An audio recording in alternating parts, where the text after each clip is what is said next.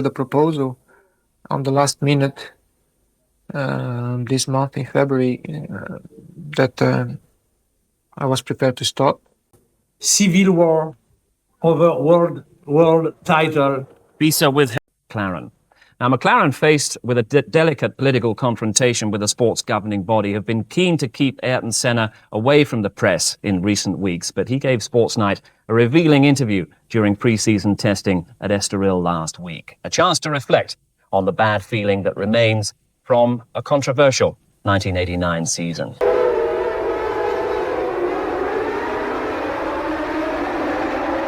The atmosphere within the McLaren team last year was wrecked at Imola San Marino Grand Prix. Alain Prost claiming Senna broke a gentleman's agreement by overtaking after the first corner.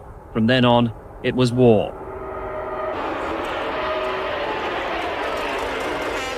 In October, the famous incident at Suzuka, Senna had to get past Prost to keep his championship hopes alive. This is the opportunity that Senna's looking for, and he's going through. Oh my goodness, this is fantastic. They beat, and that means to say that Prost has won the World Championship. Not to Senna's way of thinking, he hadn't. Alain Prost's first reaction was to get out of the car and consider the race and the championship over. Senna rejoined the race via bypassing the chicane. Although the Brazilian went on to win the race, that incident forced his disqualification. Senna's reaction was to accuse the governing body FISA of rigging the championship. FISA's reaction came via the volatile Jean-Marie Balestre. This page of your friend MOTORSPORT, 26 October this week. Civil war over world title. FISA withheld Senna's license until he'd apologized for his rigged championship statement. The apology was a long time coming and not exactly wholehearted. But last week, McLaren and Senna proved their worth to Formula One. A big crowd came to Estoril just to watch him test.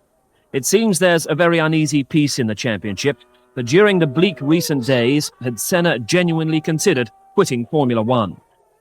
I have not only considered, I have put forward a proposal on the last minute this month in February that I was prepared to stop in order that all the parties involved, as far as McLaren was concerned, and Honda and all the sponsors, would have automatically end on this dispute, and everything will be quiet.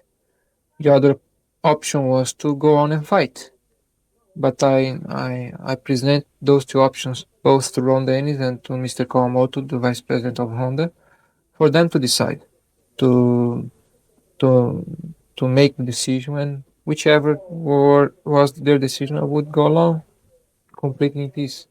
Your instinct is to go on and fight, though. Of course, my instinct is to go and fight, because I think it's in my personality, my character, that if you believe in something, if you have principles, you go to it right to the end. And until everything is not over, you don't give up. You make it sound as if you're not approaching the new season with your usual enthusiasm. I think you never repeat things. You never go through the same feelings. And year after year, you get more experience. You get older as well. And your expectations and your feelings also get changed. I wouldn't be saying the truth if I say, no, my motivation is exactly the same. It's not the same. It has changed. But I am also professional, and I know I'm a part of a great effort in order to win, to be successful. And I'm sure when it comes down on sitting in the car and driving, like I did today, I will perform to my best ability. I'll be doing my very best, not only for myself, but for everybody involved. That's how I intend to approach the 1990 season. The impression that we always get about your motivation, legendary motivation, almost 100% determination to win, an almost computer-like approach to the sport has been described. Do you relish that description? I think perhaps because of my education, my attitude, people tend to put things in the direction of computer and robot and things like this, and this is not quite true. I I am sure that the people who really know me, the people who really work with me close, that understand my feelings all day long, during all weekend of racing, they know that it is very different. What I try to do is to detach myself from all the outside distractions that can occur in order that I can concentrate deeper and focus into my job, into my driving, into my setting up the car. And most people see it as a robot and computer program, and this is not the case. I have lots of emotions and lots of feelings inside, and I just try to control them as much as possible to not allow mistakes to come out or distractions to be around me. What are the emotions that you feel in a racing car, the emotions that you're trying to control? Well, the desire to go faster and faster all the time, the desire to be ahead, to be the fastest, and to be successful, and to win, of course, not only races but the championship. And that gets translated in many occasions into angry, situations that I present to you, frustrations, a hunger of getting something or getting somebody that is playing around, but you have to put it all together somehow. And Is that true? Is there an element of that, or is that just our misinterpretation? in many occasions, yes, because when you feel like people are playing silly games, stupid games, is a human instinct. Go and get them. I suppose most drivers have it. Once we are fighting in order to win and fighting so close, the competition brings out those kind of things.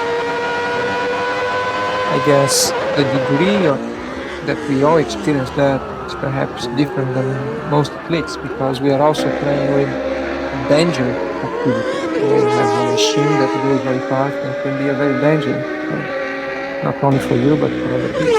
So we expose ourselves to danger much more than anybody. We are used to be at the edge more than anybody. And that feeling of edge and danger is something very attractive, as well difficult to control, to not go over it, and to be close to it but not over it. To what element then is fear an emotion you feel inside the car? Is that an important emotion to feel? It determines your limits, of course. If you don't have any fear, your limits would be different, and probably you would get hurt quite easy. I think fear is very important feeling, fundamental feeling of self-preservation.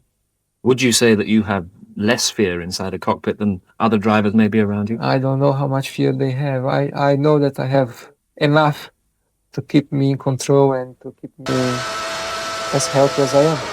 A further accusation from FISA was that Senna has driven dangerously over a long period. Other drivers like Nigel Mansell might support that. Senna colliding with Mansell in the Estoril Black Flag incident. This was Senna in the opening round last year, Brazilian Grand Prix, and a crash at the very first corner with Gerhard Berger. People say he rarely concedes a corner and hates to be overtaken. Here's how he reacts to that. One thing I'm sure I have had all my life, a very, very strong and good education. And from that education I have got, again, clear and strong principles in way of behaving. And that's where I'm guided. I use those lines and those guidelines to move as a man, as a professional. And I don't regret anything. I just feel I'm doing things for the right reason. Some understand, some don't.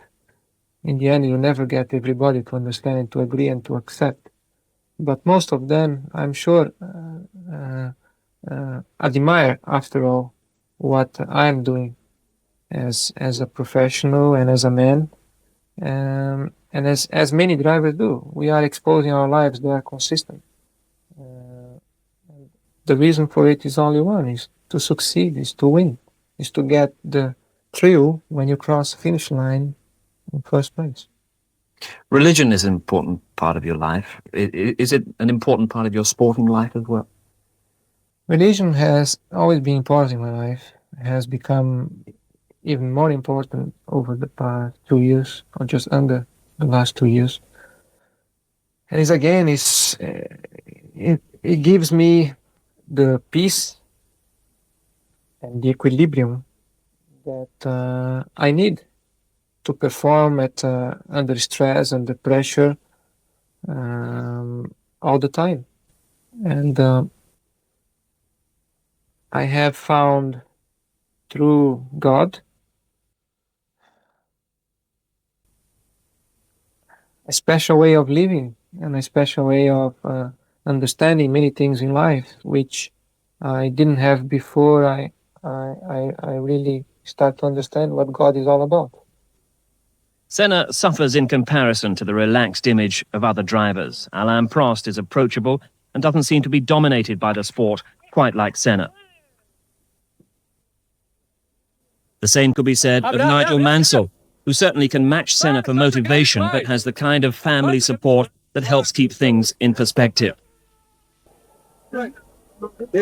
For the 1990 season, Senna is joined at McLaren by Gerhard Berger, who knows all about the dangers of the sport and will only reluctantly settle for second best.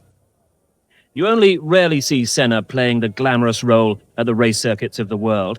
But for 1990, he's weighed up the opposition, decided who he respects and who he admires, and reached a surprise conclusion. Well, you may find it funny because I have lots of criticism from some of those that I'll mention. I admire a lot Prost by his results. I admire a lot Mansell by his determination, his results too. We have difference in many areas, but that doesn't change the fact that they have achieved great results. They have achieved great situations, which you got to admire, you got to respect. And I admire other drivers like Butsen as a friend too, as a good, self-balanced man. Many other. You mentioned Nigel Mansell, you mentioned Alain Prost.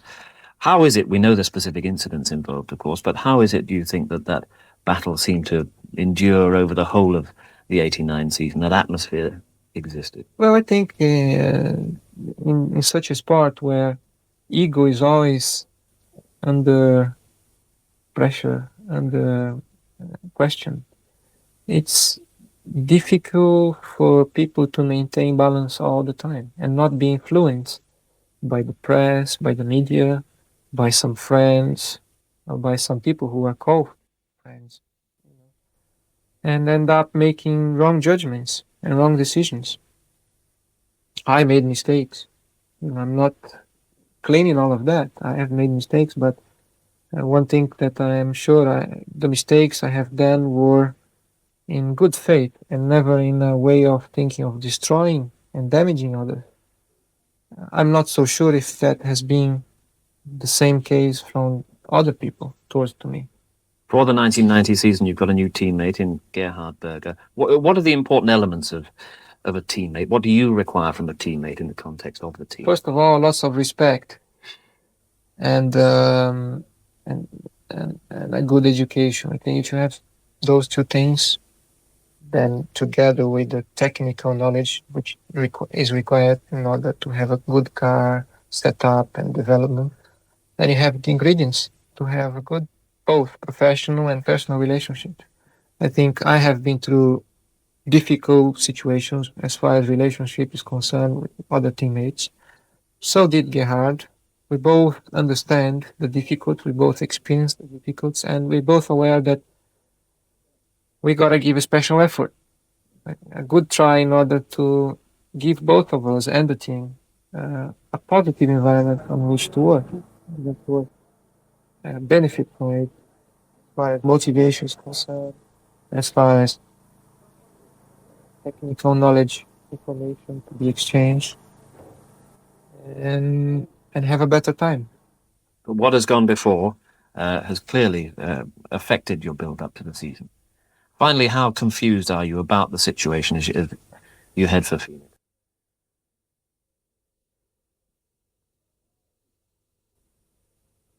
One thing I have got very clear in my mind is that now I want to be in Phoenix. I want to be racing there, and I want to race the whole championship. I want to fight it right from the beginning to the end to my best ability, and give a very good shot to get my second world title. Everything else is past, has not been forgotten, but is past. And I hope to use it as a good experience in order to prevent it happening again in the future. How can you do that? You're going to head for Phoenix, the press are going to besiege you, you're going to be put in a very uncomfortable position about the things you say, once again being misinterpreted. It's going to be a tough few weeks, isn't it? Well, it's part of it. I think this is a price you pay for being a driver from the most successful team over the past few years, being a driver that has won and has been in front so many times over the past few years, and somebody that has got some personality and some character too. Then people just want to know what are your thoughts, your actions. If you weren't that, people wouldn't bother to know what you're doing. So it's a price I have to pay.